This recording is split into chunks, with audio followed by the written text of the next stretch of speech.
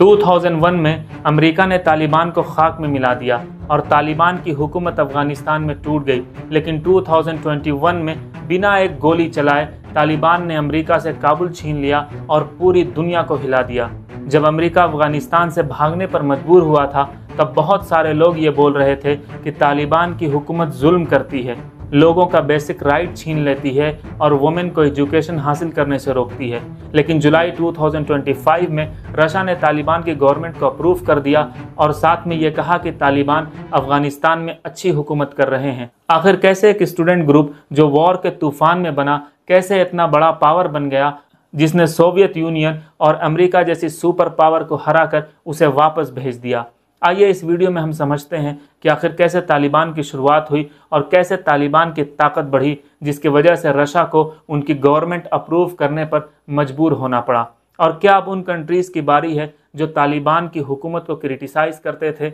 इन सारे सवालों का जवाब समझने के लिए हमें थोड़ा पीछे जाना होगा। On my orders, the United States military has begun strikes against Al-Qaeda terrorist training camps and military installations of the Taliban regime in Afghanistan. Do you think that could potentially change the situation? د شهر مطابق قوانین کدا حکومت ومنه موږ د دې سم کوم ستونزه نه لرو. The Taliban has ordered all women in Afghanistan to cover their faces in public, saying it's necessary for their safety and dignity. End America's longest war. It's time for American troops to come home.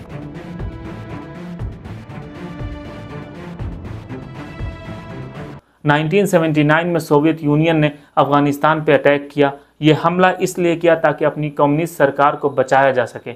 Afghanistan में उस वक्त PDPA यानी people's democratic party of Afghanistan की हुकूमत थी और यह पार्टी कम्युनिस्ट आइडियोलॉजी को सपोर्ट करती थी, या यूँ कहा जाए कि सोवियत यूनियन ने PDPA को अफगानिस्तान में खड़ा किया था।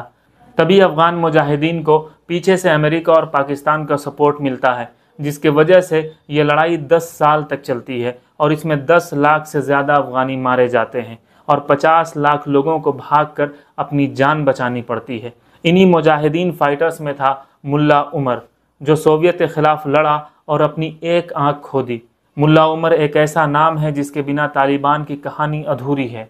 लेकिन मैं आगे आपको बताऊंगा कि मुल्ला उमर ने कैसे अफ़गानिस्तान को कंट्रोल करने के लिए तालिबान की शुरुआत की। अमेरिका और पाकिस्तान ने मुजाहिदीन को वेपन दिए और 1989 में सोवियत को अफ़गानिस्तान में हार का सामना करना पड़ा।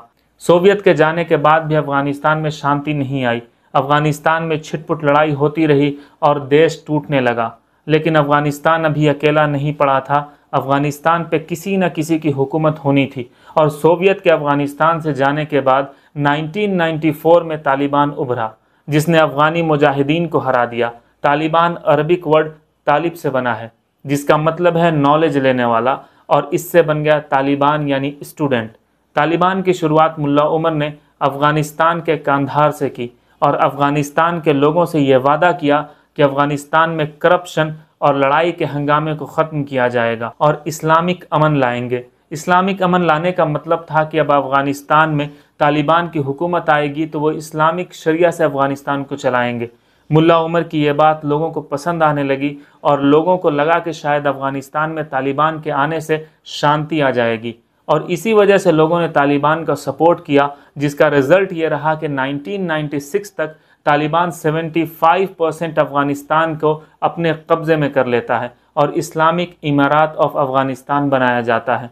तालिबान की हुकूमत आने के बाद हर आदमी पे यह लाजिम किया गया वो इस्लामिक तरीक़े से बियर्ड रखेंगे और वोमेन कंप्लीट बुरखा पहनेंगी। और इसी तरह के रूल्स की वजह से तालिबान को क्रिटिसाइज़ किया गया और ये कहा गया कि तालिबान एक कट्टर ग्रुप है जो ह्यूमन राइट्स को दबाता है। मज़ार शरीफ जो कि अफ़गानिस्तान का एक शहर है, वहाँ 1997 में हज़ारा कम्युनिटी पर यह इल्ज़ाम लगाया गया कि इन्होंने तालिबान के सोल्जर्स को मारा है। हज़ारा कम्युनिटी जो कि शिया एथनिक ग्रुप है और तालिबान सुन्नी मेजॉरिटी ग्रुप है।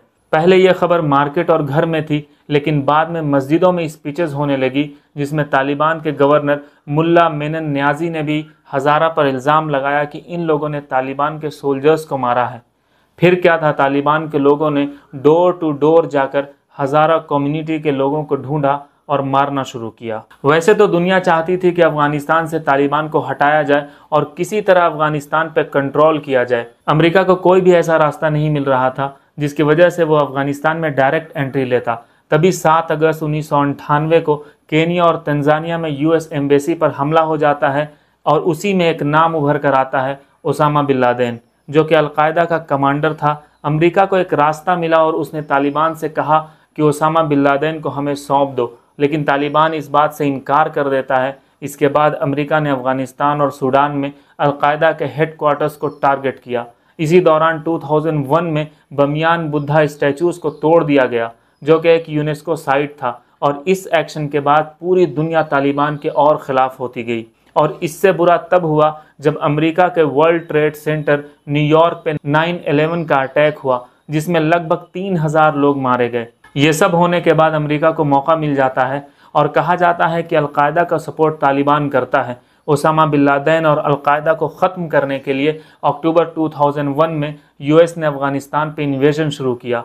2 महीने के बाद अफ़गानिस्तान से तालिबान की हुकूमत गिर गई और मुल्ला उमर और टॉप लीडर्स को अफ़गानिस्तान छोड़कर पाकिस्तान के बॉर्डर में जाकर पनाह लेने पर मजबूर होना पड़ा। उसके बाद अमेरिका ने इंटरिम गवर्नमेंट बनाई और हामिद करज़ई को प्रेसिडेंट बनाया गया।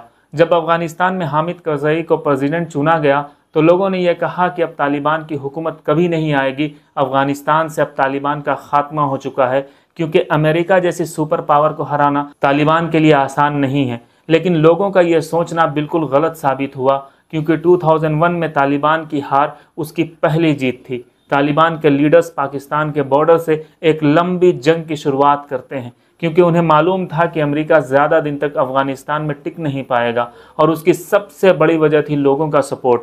लोग कहीं ना कहीं तालिबान को पसंद करते थे और इसी वजह से सोवियत भी अफ़गानिस्तान में टिक नहीं पाया, क्योंकि बिना पब्लिक सपोर्ट के कोई भी कंट्री किसी दूसरी कंट्री पे ज़्यादा दिन तक हुकूमत नहीं कर सकती। मुल्ला उमर और पूरी टीम अमेरिका और नाटो फोर्सेस के ख़िलाफ़ अंदर ही अंदर जंग के लिए तैयार हो रहे थे।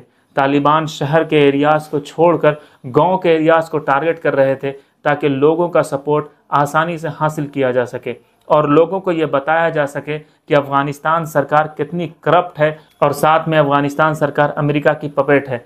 इसी तरह तालिबान की पॉपुलैरिटी अफ़गानिस्तान में बढ़ने लगी और 2017 तक तालिबान ने 40% रूरल एरियाज़ पे अपना कंट्रोल कर लिया। तालिबान और अमेरिका के बीच ये वॉर 20 साल तक चली, जिसमें अमेरिका ने $2.3 ट्रिलियन के आसपास खर्च किया। 20 साल में कम से कम 2500 अमेरिकन सोल्जर्स मारे गए और 1 लाख अफगानी मारे गए। तालिबान जो 1990 में इंटरनेट पर पाबंदी लगा रहा था, वही 2001 के बाद इंटरनेट का यूज़ करके अफगानी गवर्नमेंट के ख़िलाफ़ प्रोपेगेंडा फैला रहा था, ताकि ज़्यादा से ज़्यादा सिविलियंस गवर्नमेंट के ख़िलाफ़ हो और तालिबान आसानी से अफ़गानिस्तान पर कंट्रोल कर सके। और इसी का फ़ायदा रहा कि 2017 तक अफ़गानिस्तान में तालिबान 40% कंट्रोल कर लेता है और 2018 आते आते 70% कंट्रोल कर लेता है। अमेरिका को यह मालूम हो चुका था कि लगातार 20 साल से तालिबान कंट्रोल करने की कोशिश में है और वो कामयाब हो रहा है, तो 2021 में अमेरिका ने कतर के दोहा में तालिबान के साथ एक डील साइन किया। एक तरफ तालिबान का अफ़गानिस्तान पे कंट्रोल करना और दूसरी तरफ अमेरिका का सुपर पावर होकर तालिबान के सामने घुटने टेक देना। ये सवाल पैदा करता है कि आखिर क्यों अफ़गानिस्तान पे हुकूमत करना मुश्किल है। जब जो बाइडेन ने अप्रैल 2021 में ये कंफर्म किया कि यूएस आर्मी अफ़गानिस्तान से निकल जाएगी, तालिबान ने अपनी स्ट्रेटजी और तेज़ की और मई 2021 के आसपास आते आते बड़े बड़े शहर को अपने हाथ में लेना शुरू किया, जैसे हेरात, कांधार, मज़ार शरीफ। इस तरह के शहर तालिबान के कंट्रोल में आ गए। अफ़गान आर्मी, जिसको यूएस ने $88 बिलियन से ट्रेन किया था, लड़ने के बजाय भाग गई और तालिबान के सामने सरेंडर कर दिया। 15 अगस्त 2021 को तालिबान काबुल में दाखिल हुआ बिना किसी बड़ी लड़ाई के।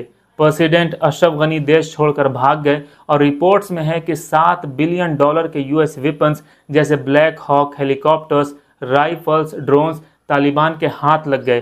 काबुल एयरपोर्ट पर अफरा तफरी का माहौल था। हम सब ने देखा था कि किस तरह से लोग प्लेन्स पर चढ़ने की कोशिश कर रहे थे। ये जीत दुनिया के लिए एक शौक थी। एक ऐसा ग्रुप जिसने सुपर पावर को हरा दिया था, कैसे वापस इतनी ताकत से आया। अब 2025 में तालिबान अफ़गानिस्तान को इस्लामिक इमिरात के नाम से चला रहा है और रशिया ने तालिबान की हुकूमत को एक्सेप्ट कर लिया है, तो अब सवाल ये उठता है कि क्या और भी कंट्रीज़ तालिबान की गवर्नमेंट को एक्सेप्ट करेगी, और क्या वो तालिबान जो पहले बदनाम था अब क्या उसका ये नया दौर है, और क्या लोग जो तालिबान के बारे में अच्छा और बुरा कहते थे वो अब बंद कर देंगे। ये सारे सवाल आपके ऊपर छोड़ता हूँ, कमेंट करके अपनी राय ज़रूर दीजिएगा। तब तक सवाल उठाते रहिए, एक्सप्लोर करते रहिए और सच के पीछे भागते रहिए। Thank you.